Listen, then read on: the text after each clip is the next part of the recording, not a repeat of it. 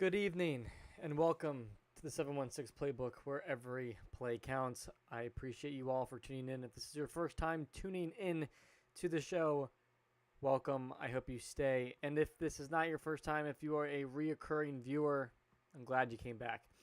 As always, make sure that you follow the links down below. If you go down to any of these, you can find me right there at that username. We're on X, Twitch, TikTok, Instagram, Threads, and YouTube. And as always, this show is only what you make out of it. So make sure that you are commenting. Either you comment on something that has already been said, you ask a question, you don't like what was being said, you want to debate me, whatever, make sure you plug it along in the comment section. And even if you are not watching this live, make sure that you use the comment section. I will make sure to get to it in the next video. All right, guys, we are approaching a media dead zone, as I like to call it, a very quiet time, which is okay. Honestly, every year there's going to be a little bit of a quiet time, and we're approaching that.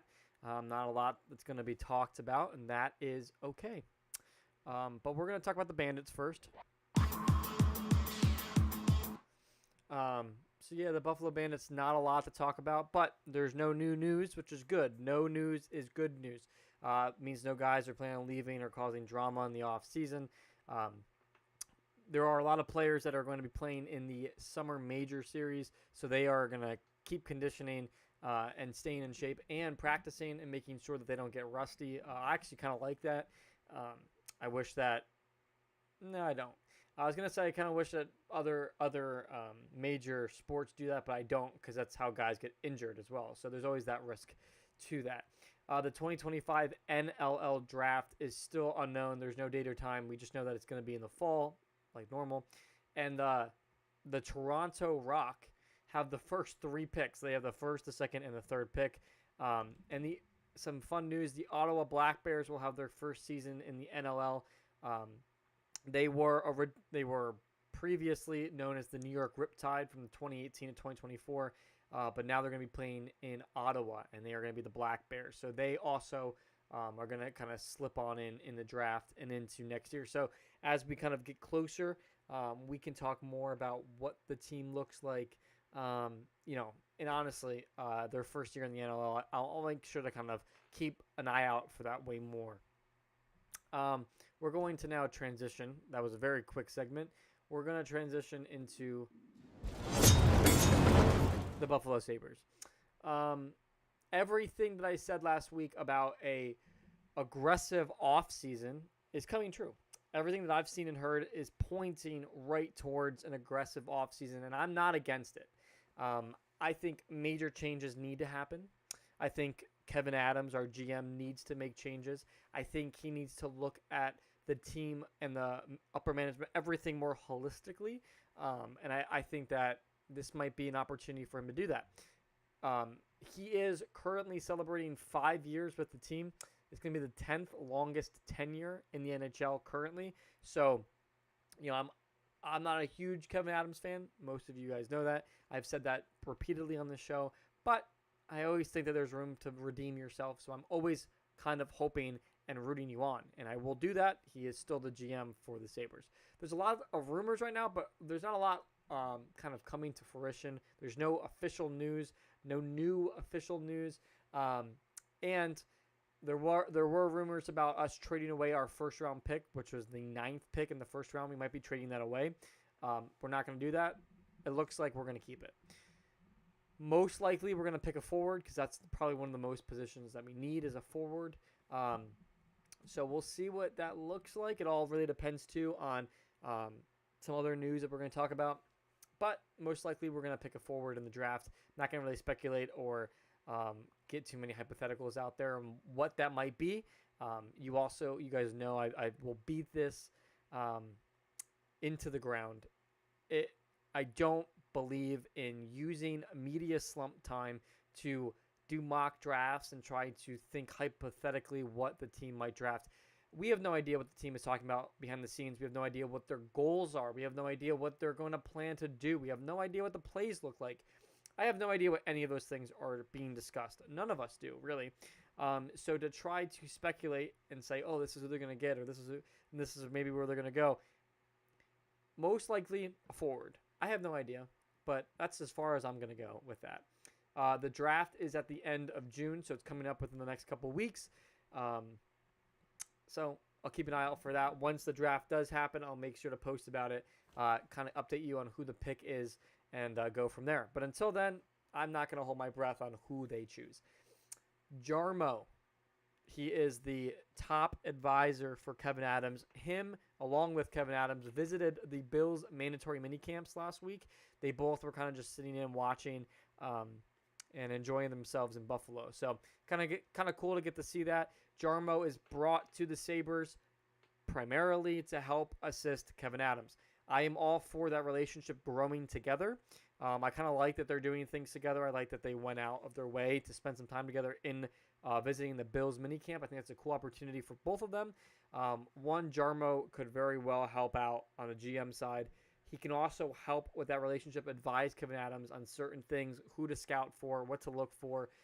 And so them spending time together, growing that relationship, I think is really important. So I'm really excited to see how that relationship blossoms. This is a new role for both of them to kind of adjust to. Kevyn Adams needs to adjust to having a senior advisor. That position is fairly new to Kevyn Adams, but also to have somebody who's going to support him, who's going to come in with a completely different way of thinking, some better head knowledge. I'm hoping to say, hey, this is what I've seen. This is what I know from my experience. Every corporation does that. There are advisors to almost everything. Sometimes it's not their primary job, but they're still brought in to certain projects or things to talk about. So I think the Sabres have a better goal outlook. We're going to talk about this real quick too. Terry Pegula, I have a lot of hope for him. I'm really hoping that he transitions back to putting more time and effort into the Sabres, which I kind of see him doing that. This kind of shows me that he is at least a little bit more. He has been very cheap in years past, holding a lot of money. On top of that, he's also been kind of weary about his presence. He's made that he's kind of changed his tune a little bit on that. But obviously, as the Bills were kind of coming up from their rough drought and they started growing with Josh Allen, Terry Pegula kind of turned his back on the Sabres. So I'm looking forward to seeing the Sabres start getting way more. They're in such a rut that they kind of need his guidance a little bit more. So I'm excited to see that, and maybe the loosening of some pockets as well. Because in my opinion, I do think that there is an internal cap for the Sabres. I think that Terry says, this is where I want to meet us at, and I want to save as much money as possible. I'm hoping that tune kind of changes. Currently, we have $23 million in cap space. We've only spent $72 million on our entire organization spending. We still have $23 million left. So that's something else to look at as well. We have a lot of money just kind of floating, sitting. We could probably use that. So why aren't we? That's a question that begs to be asked. I don't know the answer to that. But I will tell you, I do think that Terry has an internal cap. And I think that in order for us to grow as a team, we need to be able to give more money out and sign guys. Especially since the years that the Bills started growing in their cap and they started getting closer and closer and kind of dancing that cap space line, same time the Sabres started kind of growing that gap. So Terry, loosen the purse strings a little bit. I know that you have multiple sports teams, but that's what you chose when you bought multiple sports teams. So allow them to use the money and sign some guys. Their announcement, Rasmus Dahlin, he is going to be repping Sweden in the 2026 Olympic Winter Games. So that's pretty exciting. Shout out to Dahlin. Alex Tuck, he's currently 29 years old, a Sabres player. He's got 1 year left worth around $4.7 million. I looked into it a little bit to kind of see what his projection was. He's projected at an extension after July 1st for 8 years, $9 million. That would put him at like 38 by the time he's done with this extension then. And by the end of the extension, he's pretty much probably going to, he's signing his last contract extension. Pretty much what that is. 8 years, $9 million. Nothing very like attractive about that. But for Alex Tuck, how old he is, what he's been able to produce, I think that's pretty fair.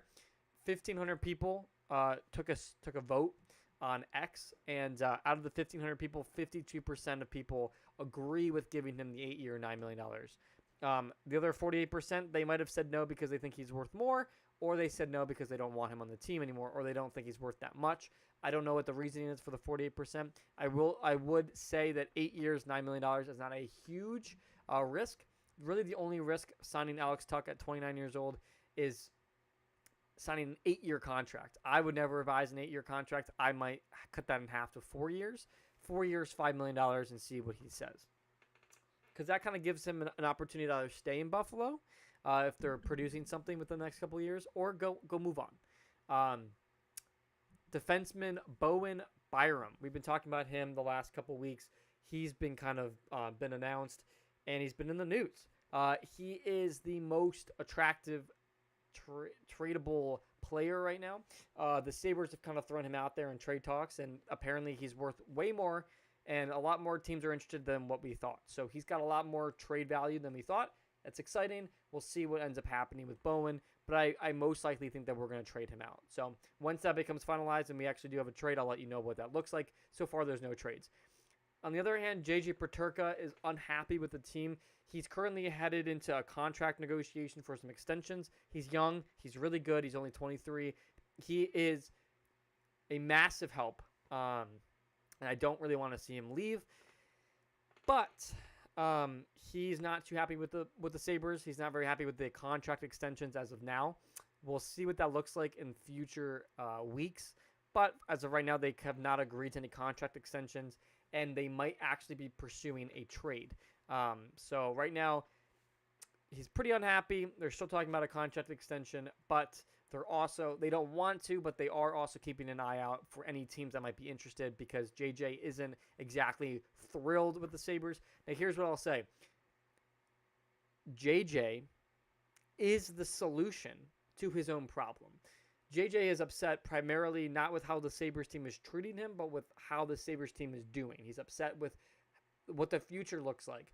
But I also say that JJ, being so young and so crucial and very good at his age, he's only going to progress more with the team. He's only going to develop and groom better with the team and with the guys that we have, especially with Tage Thompson. I think it would be a disservice to get rid of him. I think that if he were to hold out and continue to give his all, I think that he will actually become his own solution. He's unhappy because of how bleak the team is, but he might be the reason why the team gets out of that phase and moves back into the playoffs. So I kind of hope that we can talk him into staying. If I was Kevin Adams, that's what I would be saying to that kid. So anyway, that kind of wraps up the Sabre segment. Again, there's nothing finalized, nothing set in stone. So we'll see in the following weeks what that looks like. All right. Time for the Buffalo Bills. A little food for thought, not really, more like an interesting little tidbit before we get into the Bills. Over the weekend, Damar Hamlin had a celebrity basketball game. Keon Coleman went off. He had 60 points in this celebrity basketball game. Stephon Diggs was there, Damar Hamlin, a couple other Bills players, and some other celebrities, athletes. It was a charity game, so they were raising money. Pretty cool opportunity. Keon Coleman actually was a guard. He played high school and college ball for Michigan State. He actually once dropped a 41-point quadruple double in his first ever playoff game. And he also threw down a 360 jam. He is a very incredible player. He's an incredible athlete. I'm very excited to see what the second year of Keon Coleman looks like for the Buffalo Bills. But this just is a cool reminder that he also had an opportunity to probably pursue an NBA career as well. Maybe not the same level as NFL, but he's an amazing athlete, and he can play multiple sports. So shout out to Keon Coleman there. Anyway, so as we dip into the Bills segment, 82 days until Sunday Night Football in Orchard Park for the last Week 1 home opener in the current stadium. We will be hosting the Baltimore Ravens at 8:20 p.m. Eastern Time on September 7th. So shout out there. Bills, again, are completely full with a 91-person roster, and they need to cut that down to 53 before the start of the 2025 season. Injuries. We have a couple injuries, but this is what I'm going to say before we get into them and some of the things that we're going to talk about. From multiple sources, including Brandon Beane and Sean McDermott, we have been confirmed that nobody is going to be hindered from training camp. No injuries should be present during training camp. Everybody should be back to 100% full health by training camp. That's good news. Last time we met, it was only day 1 of mandatory minicamp. There was still day 2 and day 3 on Wednesday and Thursday of last week. Safeties Cole Bishop and Damar Hamlin worked on the sideline. I don't love that. I'm not a huge fan. It actually kind of reminds me, I was going to look into this. So I'm going to look into it right now. What I have not heard much from Taylor Rapp at all.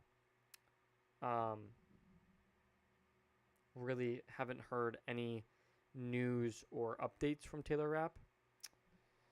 I want to see.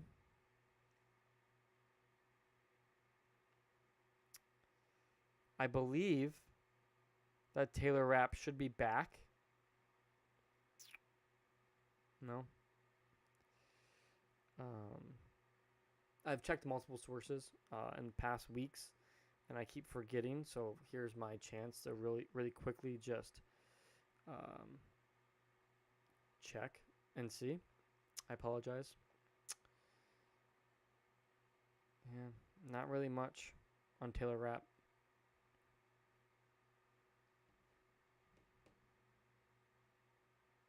I don't know. We'll get into that. Okay.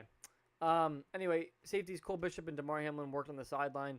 They were able to do a little bit of some like conditioning, agility, and drills, but by themselves, they were not participating. Joey Bosa was working with trainers as well. He kind of did like a full workout on his own on the sideline, and drills, conditioning, running, agility. Seems to be back to full strength. They're just being very cautious and careful. We want to keep him in a glass cage.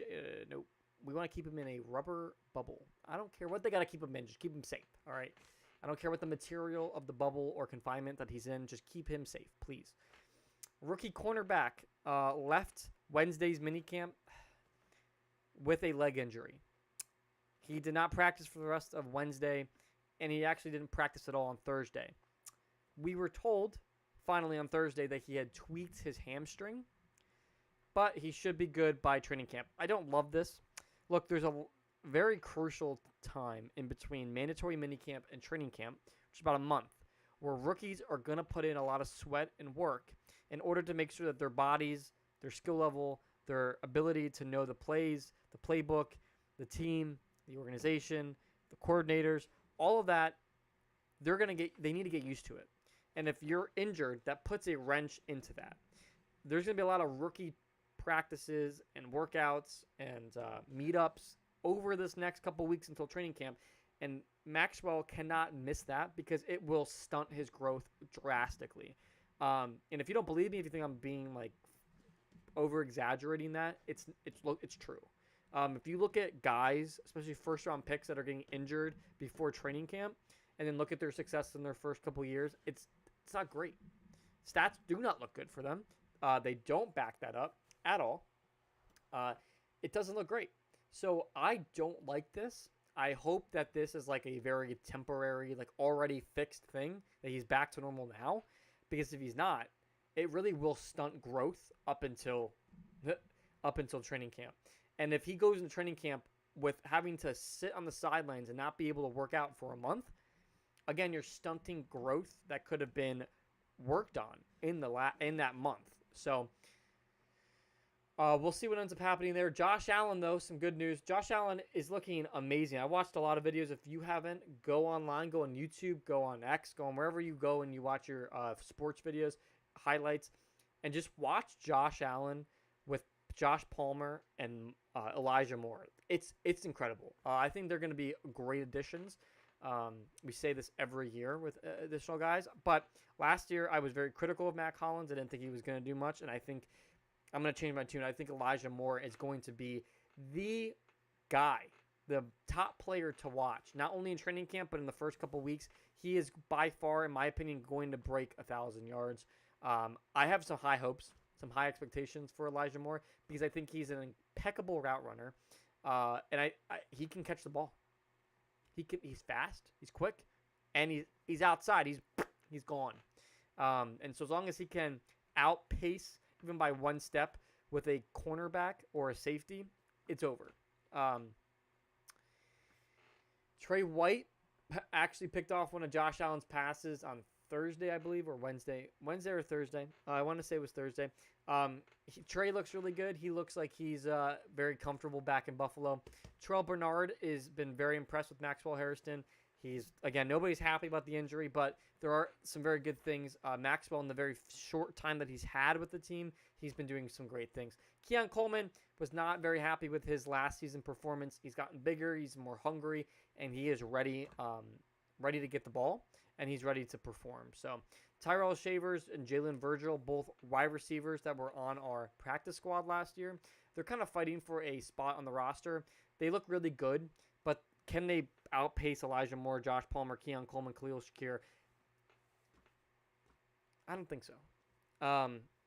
Maybe one of them will stay, but they're going to pretty much fight each other for the last wide receiver spot on the team. Tight end Dalton Kincaid looks really good. He like I've said every week, he's taking that missed catch in the Kansas City game in the playoffs last postseason. He's taking it pretty hard, and he's getting bigger in the gym, and he's fighting. So he's fighting some demons, in my opinion. I think he's really struggling with that play. I think he's taking a lot of it to heart, and I don't think he should.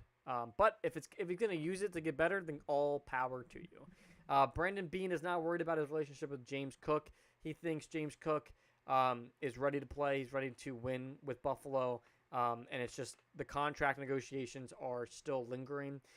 Probably won't be done this offseason, but hopefully James Cook can go out there and show us why we should give him $15 to $20 million.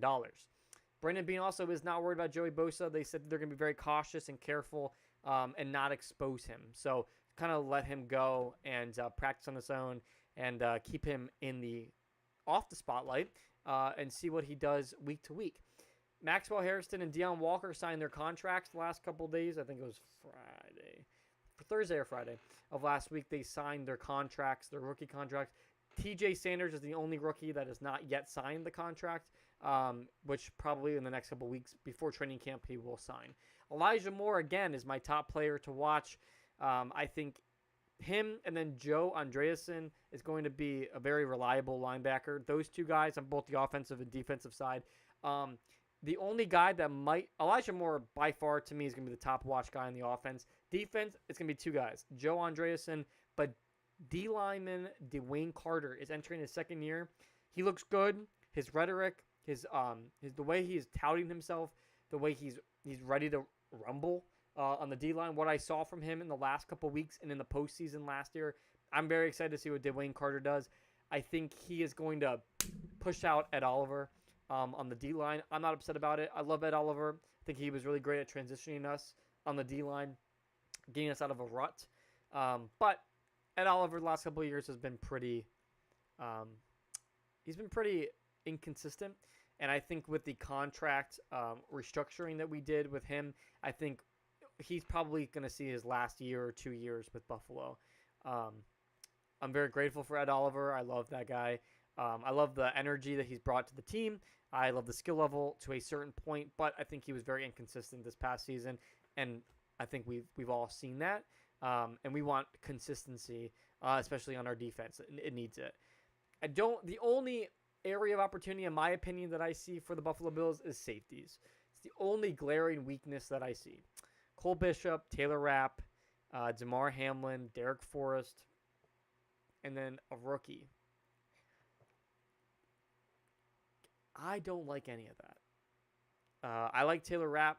I don't love that he's being paired right now with Cole Bishop as starting safeties. Derek Forrest, I think, is good. I don't think he's great. we don't have anybody that wows me in the safety position. If there's one market to look out for, it would be safeties. It's also the most lacking market right now in free agency. So we'd probably have to trade for a good safety. And right now, I don't know of any good safeties out there. Just like it's rough. But we'll see. There's good safeties. They're just not available. So, because the good safeties, the teams obviously want to keep them. So, which makes sense. And that's okay. All right, guys.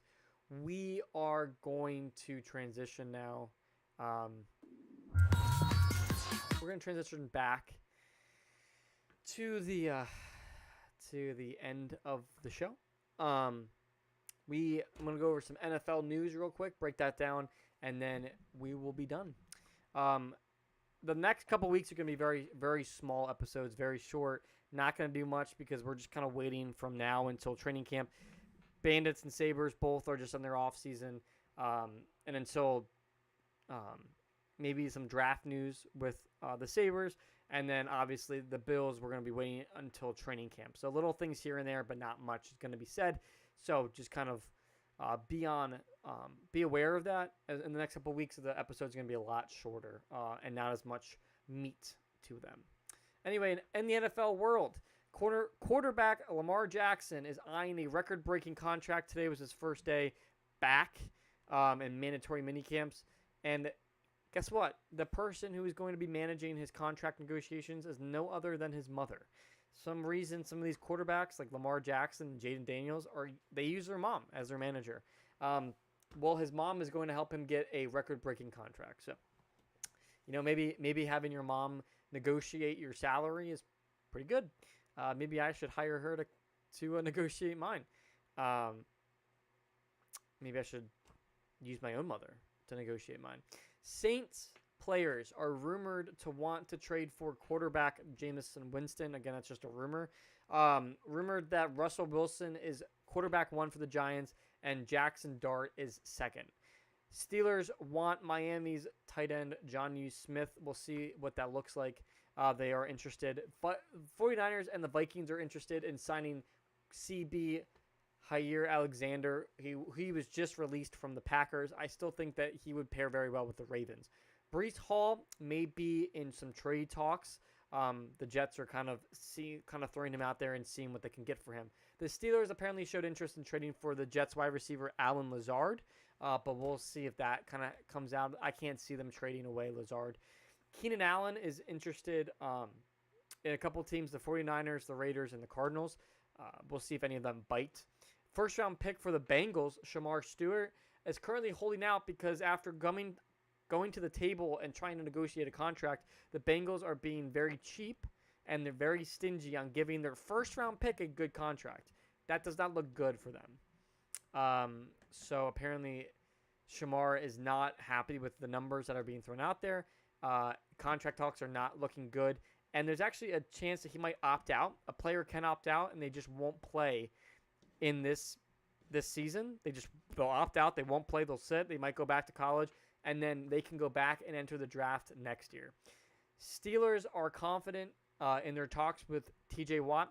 Apparently TJ Watt rumored to really want to work something out with Steelers. He doesn't want to go somewhere else. But they're still talking about the contract negotiations there. And then lastly, Anthony Richardson and his shoulder injury. I talked about it last week. He hurt his shoulder. He is the quarterback for the Colts, and his timeline is unknown. So anyway, that kind of wraps up the entire episode. I don't have anything else really. I appreciate you guys all for coming in and watching the show. Again, if you are, you can go right down below and you can follow me on any of those accounts. I do post clips and updates as breaking news flows in. On top of that, I'm live every Tuesday at 7 p.m. Eastern. Make sure if you go to any of those accounts that you hit the bell notification so that you get an update when I go live or when I post. On top of that, make sure that you comment down below. Let me know your thoughts. Like this video. Share the accounts with people that you might think will like it too. This show will only grow as far as you let it. So make sure that you are sending it out to people and letting them watch as well. I appreciate everybody for coming on tonight. And again, go Bandits, go Sabres, and go Bills.